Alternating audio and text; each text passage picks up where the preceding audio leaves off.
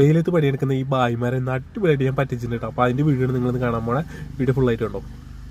ഉണ്ടാവും ഒരു അന്തവും കുന്തവും ഇല്ലാണ്ട് നല്ല പൊരിയണ വലുത് ഹൈവേ കൂടെ നടന്ന് എങ്ങനെ പോയിക്കൊണ്ടിരിക്കാനായിട്ടാ. എവിടേക്കാന്ന് വെച്ചാൽ ഈ കടയിൽ ചെന്നിട്ട് 2 കേക്ക് ഇങ്ങോട്ട് വാങ്ങാൻ പോവാണ്. അതിന് ഒരു കേക്കിന് 150 രൂപയാണ് വില ചോദിച്ചപ്പോൾ പറഞ്ഞത്. അപ്പോൾ 2 കേക്കിന് 300 രൂപയില്ല. അങ്ങനെ 2 കേക്ക് വാങ്ങിച്ചിട്ടുണ്ട്.